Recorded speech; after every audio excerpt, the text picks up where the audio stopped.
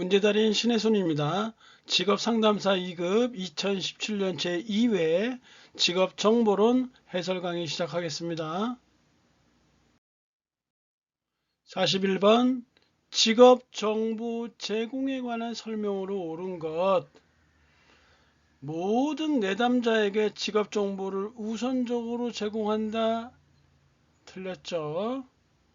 내담자의 필요와 자발적 의사에 따라서 하는 것이지 모든 내담자에게 우선적으로 제공한다에 틀렸어요. 2번은 당연히 맞는 거고요. 3번 진로 정보 제공은 초기 단계에서 이루어지면 이 경우 내담자의 피드백 고려하지 내담자의 피드백 있어야 돼요. 내담자가 속한 가족 문화보다는 표준화된 정보를 우선적으로 고려해 정보를 제공한다. 내담자의 가족 문화 또한 고려해야 되겠죠. 그래서 이것도 틀렸네요. 쉽고요. 42번 워크넷의 청소년 대상 심리검사 종류 중 집필 방법으로 실시할 수 없는 것은 예전에 개편되기 이전인데 정답은 고교계열 흥미검사로 이렇게 나와 있는데 지금은 고교계열 흥미검사라는 게 없어요. 나머지 청소년 직업 흥미검사, 고등학생 적성검사, 청소년 진로발달검사 얘네들은 모두가 인터넷과 지필 두 가지로 볼 수 있는 거고요. 인터넷과 지필 이렇게 두 개로 볼 수 있고, 그리고 개편된 내용으로 대학 전공에 대한 흥미검사, 고교계열 흥미검사가 아니라 대학 전공에 대한 흥미검사는 대학 전공 흥미검사는 얘는 인터넷으로만 봐요. 그래서 대학 전공 흥미검사는 지필로 볼 수 없고 얘는 인터넷으로만 본다. 답이 이렇게 바뀌어서 나와야 되겠죠. 43번 직업정보 수집을 해서 질문지 마련할 때 문항 작성 및 배열의 원칙. 민감한 질문은 가급적 뒤에, 질문 내용은 가급적 구체적 용어로. 3번이 틀렸네요. 특수한 거 먼저 묻는 게 아니죠. 일반적인 내용을 먼저 묻고, 그리고 특수한 것은 나중에, 뒤에, 특수한 질문은 나중에 한다. 4번에 질문은 논리적인 순서에 따라 자연스럽게 배치한다. 당연하고요. 상식적으로 맞출 수 있어요. 44번 수록 직업 선정에 대한 설명으로 틀린 것은 수록 직업은 한국 표준 직업 분류, 중분류 직업 이렇게 나와 있는데 한국 표준 직업 분류가 아니라 한국 고용 직업 분류예요. 한국 직업 전망 수록 직업에 대해서 수록 직업은 한국 고용 직업 분류의 세 분류 직업의 기초에서 이렇게 나타나고 있다. 그래서 1번 틀렸는데 3번 보세요. 3번하고 배치되죠. 직업 선정 시 캐코라는 것이 한국 고용 분류예요. 거기 세 분류라고 이렇게 되어 있잖아요. 그래서 요거랑 3번이랑 배치가 되어져요. 1번이 틀렸네요. 45번 한국표준산업분류의 산업결정방법 여러 차례 나왔었죠. 산업결정방법은 생존계휴단이다.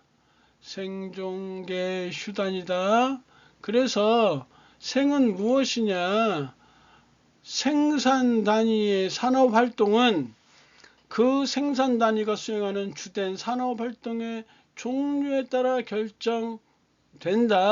이렇게 했고, 계절에 따라 정기적으로 산업을 달리하는 사업체의 경우에는 조사 시점에 경영하는 산업과는 관계없이 이것과는 관계없이 조사 시점 경영하는 산업과는 관계없이 조사 대상 기간 중 조사 대상 기간 중 산출액이 많았던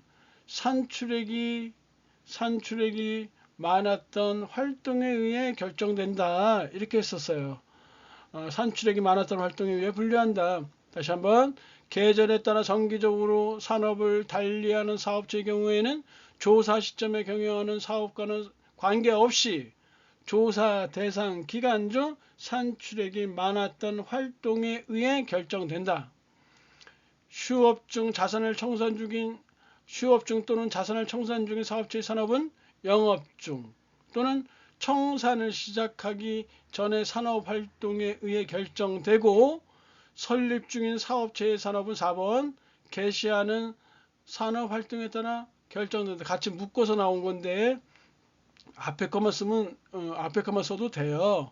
2번이 틀렸고, 그래서 종이 빠졌죠. 두 번째 생존 계유단에 종이 빠졌는데, 종은 해당 활동의 종업원 수, 노동시간, 임금 및 급여, 설비의 정도에 따라 결정한다. 해당 활동의 종업원 수, 노동시간, 임금 및 급여, 설비 정도에 따라 결정한다. 이렇게 했었고, 단은 단일 사업체의 보조 단위는 그 사업체의 일개 부서로 포함하며 중앙 보조 단위는 별도의 사업체로 처리한다. 단일 사업체의 보조 단위는 그 사업체의 일개 부서로 포함하며 중앙 보조 단위는 별도의 사업체로 처리한다. 그래서 생존 계유단 했어요. 다시 한번요. 생산 단위의 산업활동은 그 생산 단위가 수행하는 주된 산업활동의 종류에 따라 결정된다. 해당 활동의 종업원 수, 노동시간, 임금 및 급여, 설비 정도에 따라 결정된다. 계절에 따라 정기적으로 산업을 달리하는 사업체의 경우에는 조사 시점에 경영하는 산업과는 관계없이 조사 대상 기간 중 산출액이 많았던 활동에 의해 결정된다. 휴업 중 또는 자산을 청산 중인 사업체의 산업은 영업 중 또는 청산을 시작하기 전에 산업활동이 결정된다. 단일 사업체의 보조 단위는 그 사업체의 일개 부서로 포함하며 중앙 보조 단위는 별도의 사업체로 처리한다. 이렇게 해서 생존 계유단 산업 결정 방법 3개 정도는 철저하게 외우고 가셔야지만 주관식을 대비할 수 있다. 46번 아주 붙어서 잘 나왔죠? 산업 분류의 적용 원칙이에요. 적용 원칙은 생복 산수공이라고 이렇게 제시한 바 있어요. 생복 산수공. 여기서도 역시 3개는 죽기살기로 외워야 된다. 첫 번째, 생산 단위는 산출물뿐만 아니라 투입물과 생산 공정 등을 함께 고려하여 그들의 활동을 가장 정확하게 설명된 항목에 분류해야 한다. 이렇게 했었고, 복합적인 활동 단위는 우선적으로 최상급 분류 단계를 정확히 결정하고 순차적으로 중, 소, 세, 세세 분류 단계 항목 결정해야 한다. 산업활동이 결합되어 있는 경우에는 그 활동 단위의 주된 활동에 따라서 분류하여야 한다. 수수료 또는 계약에 의해 활동을 수행하는 단위는 자기 계정과 자기 책임 하에서 생산하는 단위와 같은 항목에 분류되어야 한다. 이렇게 해서 지금 4번이 틀렸고요. 마지막에 공이 하나 남았죠. 공은 공식적 생산물과 비공식 생산물, 합법적 생산물과 불법적 생산물은 달리 분류하지 않는다. 이렇게 했었죠. 그래서 철저하게 외워두시고요. 이 중에서도 역시 3개는 철저하게 외워두실 필요가 있어요. 주관식 대비해서. 47번 직업정보의 관리 과정에 대한 설명으로 틀린 거. 직업정보 수집 시에는 명확한 목표 세워야 되겠죠. 그 다음에 직업정보 분석 시에는 하나의 항목에 초점을 맞추는 게 아니라 다양한 정보를 다양한 항목에 초점을 맞춰서 분석을 해야 한다라고 했었죠. 그래서 다각적이고 다양하고 어떤 종합적인 분석을 해야 한다고 전에도 한번 나왔었어요. 그 다음에 3번에 직업정보 가공 시에는 전문적인 지식이 없어도 이해할 수 있도록 가공해야 한다. 4번에 직업정보 가공 시에는 직업이 가지고 있는 장단점을 편견 없이 제공해야 한다. 그래서 2번이 틀렸죠. 48번 직업의 성립 조건에 해당하지 않는 것. 직업의 성립 조건 4가지. 계속성이냐, 경제성이냐, 윤리성이냐, 사회성이냐. 그래서 계경윤사 이렇게 했어요. 계속성이라는 거는 계속해서 하는 일이어야 한다. 경제성이라는 거는 노동의 대가에 따른 수입이 있어야 한다. 노동의 대가에 따른 수입이 있어야 한다. 윤리성은 비윤리적인 직업이 아니어야 한다. 사회성은 사회적으로 가치 있고 쓸모 있는 일이어야 한다. 계속해서 하는 일이어야 한다. 노동의 대가에 따른 수입이 있어야 한다. 비윤리적인 직업이 아니어야 한다. 사회적으로 가치 있고 쓸모 있는 일이어야 한다. 계경윤사 주관식에 나왔던 거. 그래서 4번이 틀렸죠. 49번 고용 관련 지원 제도가 뭐냐? 비정규직 근로자를 정규직으로 전환한다고 했어요. 전일제 근로자를 시간 선택제 근로자로 전환하고, 그리고 유연 근무제를 도입한다고 했었어요. 이거는 고용 안정 장려금에 해당되는 것이죠. 50번 경제활동 인구 조사에서 종사상 지위로 고용계약 기간이 1개월 미만인 임금 근로자가 뭐냐 했는데, 이거는 일용 근로자죠. 일단 그럼 종사상 지위라는 게 뭐냐? 종사상 지위라는 것은 일한 사람이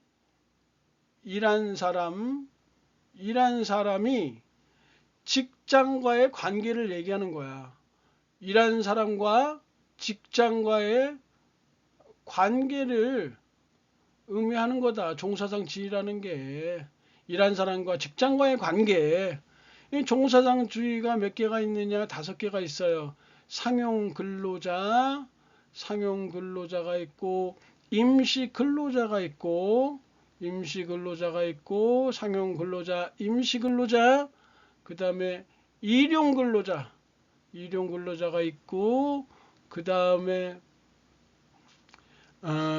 고용원이 있는 자영업자, 고용원이 있는 자영업자 6가지가 되겠군요. 이렇게 나눠보니까. 그 다음에 고용원이 없는 자영업자 이렇게 하고, 그 다음에 무급가족 종사자,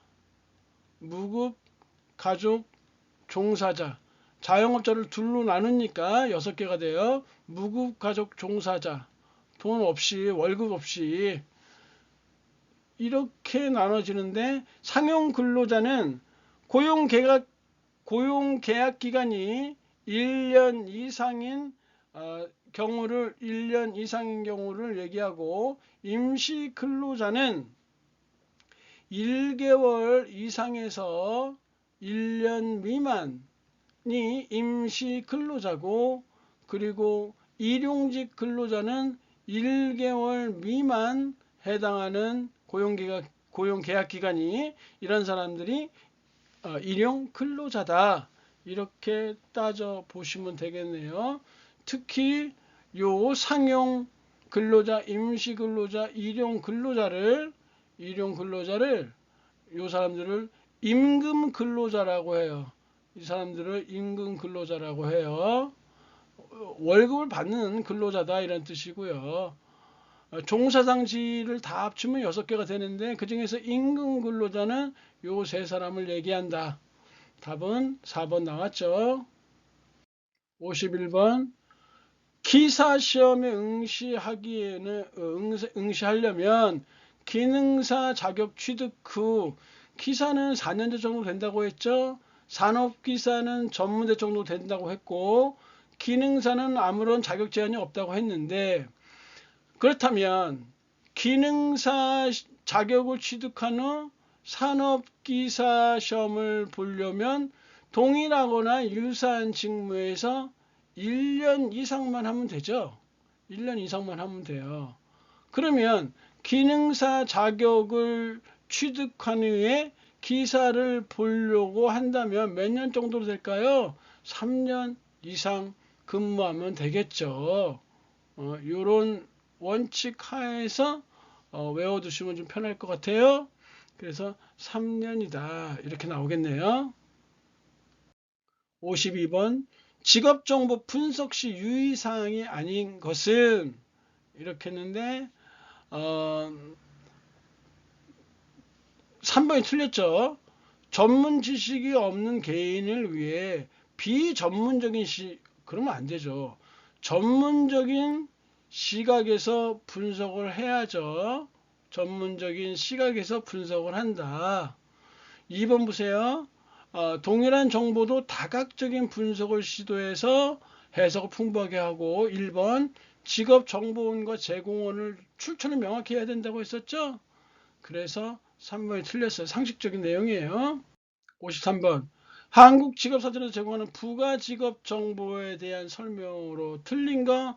부가직업정보는 수차례 했었죠. 부가직업정보에 대해서는 시험 문제 엄청 많이 나오는데 우리가 외웠던 거 정육숙직 작작작 자유관조 표표표 이제 세밀하게 들어가서 정규 교육은 해당 직업의 직무를 수행하는 데 필요한 일반적인 정규 교육 수준을 의미하는 것이지 해당 직업 종사자의 평균 학력을 의미하는 것은 아니다. 평균 학력을 나타내는 것은 아니다. 이렇게 했어요.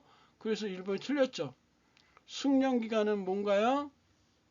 정규교육 과정을 이수한 후 해당 직업의 직무를 평균적인 수준으로 수행하기 위해 필요한 각종 교육기간이나 훈련기간 등을 의미한다. 주관식에 나왔던 거예요.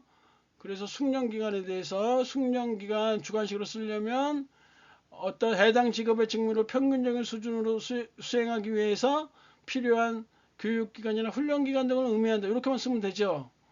그렇기 때문에 평균적인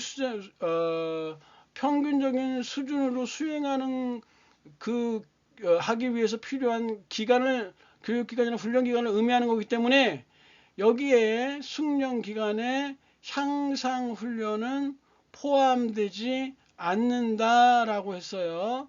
향상훈련은 포함되지 않는다. 향상훈련은 평균 이상으로 하기 위한 것이니까 향상훈련은 포함되지 않는다. 3번의 작업 강도는 직무 수행의 육체적인 힘의 강도예요. 그래서 심리적이고 정신적인 노동 능력을 고려하지 않았다. 맞는 것이죠. 4번의 관련 직업은 본 직업명과 기본적인 직무에서 공통점이 있지만 직무의 범위나 대상 등에 따라 나누어지는 직업이다. 그래서 1번이 틀렸네요. 54번 한국표준직업분류 대분류에서 제4 직능 수준 또는 제3 직능 수준을 필요로 하는 거, 제4 직능 수준이나 제3 직능 수준을 필요로 하는 것은 관리자나 전문가라고 했었죠. 관리자나 전문가 및 관련 종사자, 그러니까 전문가 말 들어가면 돼요. 관리자나 전문가는 제4 직능 수준 혹은 제3 직능 수준, 나머지는 모두 제2 직능 수준을 필요로 하고 단지 단순 노무 종사자는 이 사람은 제1 직능 수준을 필요로 한다고 그랬죠. 제1 직능 수준을 필요로 하고 특히 군인 같은 경우에는 군인은 제2 직능 수준 이상이 필요하다고 그랬어요. 제2 직능 수준 이상이 필요하다. 중요하다. 군인이 답으로 나온 적이 엄청 많이 나와요. 그래서 꼭 신경 쓰시기 바래요. 그러니까 정답은 1번이겠죠? 55번 국가 직업 훈련. 이거 벌써 전에도 한번 봤었죠? HRD다. 56번 민간 직업 정보의 특성. 역시 여러 차례 나왔던 거. 1번에 정보 생산자의 임의적 기준이나 관심 위주로 직업을 분류한다. 이거죠? 나머지는 전부 공공 직업 정보니까 읽어보시면 될 거예요. 57번 서비스 분야 국가 기술자격 단일 등급에 해당되지 않는 거. 이러면 외울 거 많아져요. 서비스 분야 국가 기술 자격은 단일 등급 또는 1급, 2급으로 나눠져 있는 거, 1, 2급으로 나눠져 있는 게 있어요. 그리고 1급과 2급, 3급으로 나눠져 있는 게 있단 말이에요. 요게 적으니까 요거를 외워두면 아닌 거는 단일 등급이겠죠? 1, 2등급은 뭐냐 하면 1급, 2급 되어 있는 거는 사회조사 분석사, 사회조사 분석사, 소비자 전문 상담사, 소비자 전문 상담사, 그 다음에 임상심리사, 임상심리사, 그 다음에 전자상거래관리사, 전자상거래관리사, 요거 잘 봐두셔야 돼요. 전자상거래관리사, 그 다음에 직업상담사 1, 2급 있잖아요. 그죠? 컨벤션 기획사, 컨벤션 기획사, 그 다음에 컴퓨터 활용 능력 해서 사소임전 직컨컴, 사소임전 직컨컴, 사소임전 직컨컴 하면 요거 1, 2등급이에요. 1, 2, 3등급은 1급, 2급, 3급이 있는 경우에는 한글 속기, 그 다음에 비서, 그 다음에 전산회계 운용사예요. 전산회계 운용사. 벌써 회계란 말 들어가면 벌써 어려울 것 같은 느낌이 들죠? 전산회계 운용사. 그래서 한비전이에요. 한비자가 아니라 한비전이다. 얘네는 1, 2, 3등급이 있다. 그 나머지는 모두가 단일 등급인데 이 단일 등급 여러 가지 중에서 한 가지 좀 신경 써야 될 게 뭐냐면 전자 들어가는 게 있어요. 얘는 뭐냐면 전자상거래 운용사야. 전자상거래 운용사. 아까 1급, 2급 있었을 때 이 사소임전의 전은 뭐냐면 전자상거래 관리사야.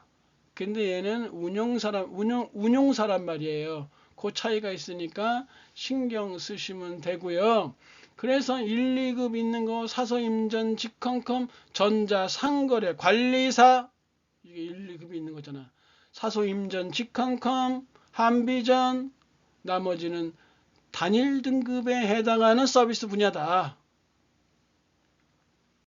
58번 한국표준산업분류에서 통계 단위를 구분하는 표의 가로에 알맞은 거 이거 우리 여러 차례 했었죠.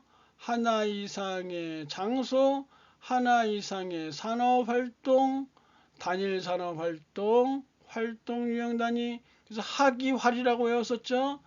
하나 이상의 장소에서 하나 이상의 산업활동을 할 때는 기업 집단 단위, 기업체 단위 그리고 하나 이상의 장소에서 단일 산업을 할 때는 활동 유형 단위 그래서 하기활 이렇게 세로로 그냥 외워두시면 되죠. 그리고 단일 장소에서 하나 이상의 산업활동 지역 단위 그리고 단일 장소에서 단일 산업 활동은 사업체 단위. 그래서 단지사라고 이렇게 했었어요. 하기활 단지사. 그래서 기역에는 기업 집단 단위, 그리고 니은에는 사업체 단위. 그렇게 정답이 4번으로 이렇게 나온다. 59번. Q넷에서 제공하는 자격 정보에 관한 설명으로 틀린 거. 국가 자격 정보는 한국산업인력공단에서 시행하는 자격 정보만을 제공하는 게 틀렸어요. 그 외에도 뭐 대한상공회의소라든지 뭐 한국방송 통신전파진흥원, 한국인터넷진흥원 뭐 각종 정보를 이렇게 제공해요. 60번.